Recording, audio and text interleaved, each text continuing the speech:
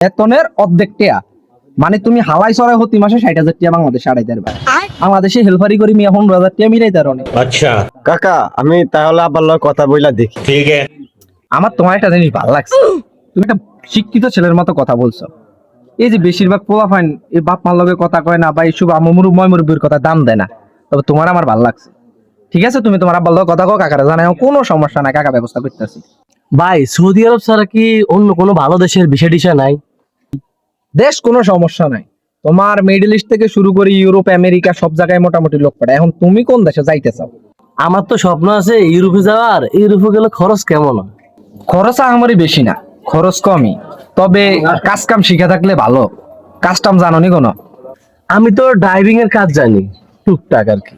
High সর্বনাশ, driving driving এর চাহিদা তো ইউরোপে বেশি মিয়া। তুমি তো সঠিক কাজটাই জানো। এই কাজের চাহিদা ইউরোপে জানো তুমি?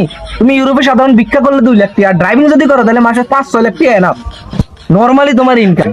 তুমি ভালো কাজটা জানো মিয়া, এটা চাহিদা অনেক বেশি।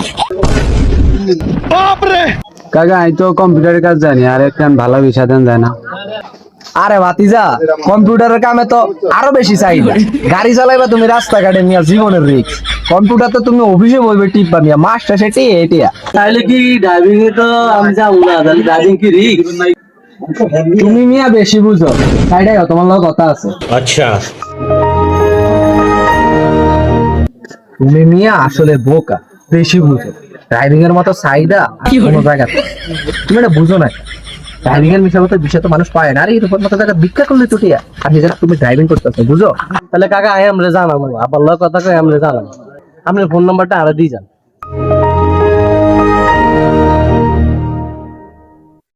তো আর কি ভাতিজারা, তোমরা তোমার কিছু গেলে খাও, আর আমি নাম্বার দিয়ে গেছি, নাম্বারে যোগাযোগ করি। আমার লগে কোনো সমস্যা নাই, কোনো সমস্যা হলে আমি দেখুন। ঠিক আছে কাকা। আচ্ছা আচ্ছা, তার কি তোমরা ভালো থাকিও, আমি দেখতেছি। এই মানে আসল নিতে আসবো মনে তুই এত জানলে কইলো আর মনে নিতে আসবি আর মনে হয় দেখি তাহলে আমরা কথা কই।